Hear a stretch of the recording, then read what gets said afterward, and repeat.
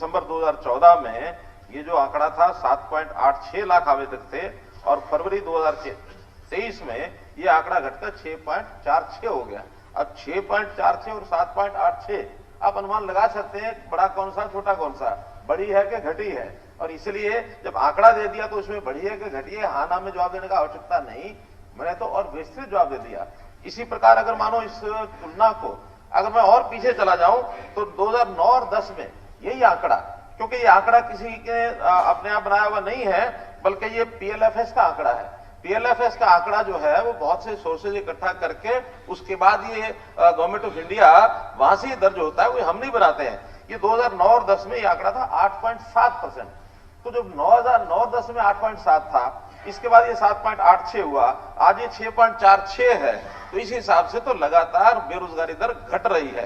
अब ये आंकड़ा घटकर फरवरी 23 में 6.46 हो गया है। लेटेस्ट जो फरवरी 23 का आंकड़ा छपा, ये महीने के महीने छपता है।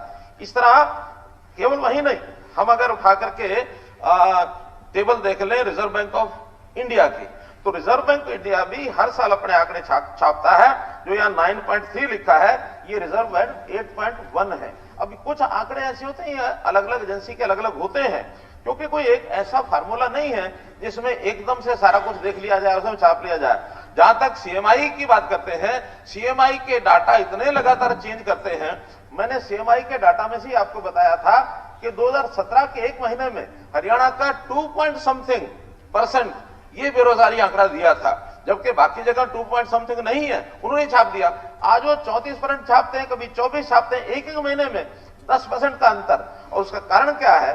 उनका डाटा सैंपल इतना छोटा होता है, 5000 का पूरे प्रदेश का डाटा सैंपल होता है। अब 5000 आदमियों का, जहां हमारी एम्प्लॉयबल जो पॉपुलेशन है 1,86,00,000 है, 1,86,00,000 में अगर 5000 लोगों से पूछ करके वो डाटा का करेंगे हिसाब किताब, तो परसेंटेज कहीं की कहीं जाएगी। किस मोहल्ले में पूछा, किससे पूछा, किस वर्ग से पूछा, रास्ते में चलते हुए आदमी से पूछा। और फिर एम्प्लॉयड अनएम्प्लॉयड, इसका भी एक सेक्शन अगर हम अंडर एम्प्लॉयड का देखें, क्योंकि एक वर्ग ऐसा है जिसको एम्प्लॉयमेंट अपनी क्वालिफिकेशन के हिसाब से तो नहीं मिलता, उसको कम मिलता है, क्योंकि आवश्यकता के हिसाब से अगला ज्वाइन भी करता है। अब वो तो कहता मैं अनएम्प्लॉयड हूं, हमारे हिसाब में वो एम्प्लॉयड आ गया, वास्तव में वो अंडर एम्प्लॉयड होता है, जिसकी इच्छा ये है कि मैं और आगे बढ़ूं। जैसे हम देखते हैं कोई भी एक जब एडवर्टाइजमेंट होती है, उस एडवर्टाइजमेंट जैसे बताया कि हाँ हमने ग्रुप सी की, ग्रुप डी की, ग्रुप बी की, ये एडवर्टाइजमेंट निकाली है और उसमें लाखों लोग आते हैं। अब लाखों लोग आते हैं तो जो यानी ग्रुप डी की हमारी नौकरियां दी थी हमने 18,000, उसके अंदर हमको भी पता है कि उसके अंदर पोस्ट ग्रेजुएट लोग भी आए थे, ग्रेजुएट भी आए थे, लेकिन मिनिमम क्वालिफिकेशन तो 10वीं थी।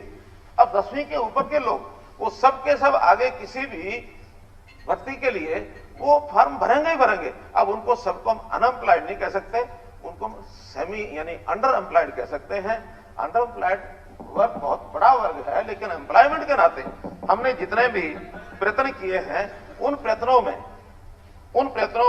मैं आपको बता सकता हूं, सरकारी नौकरी के अंदर जैसे 1999 से 2005 तक 5 साल में 15,000 नौकरियां, सरकारी नौकरियां दी गई। 2005 से 14-10 साल में 86,000 नौकरियां दी गई और हमने 8 साल में 1,09,93 ये नौकरियां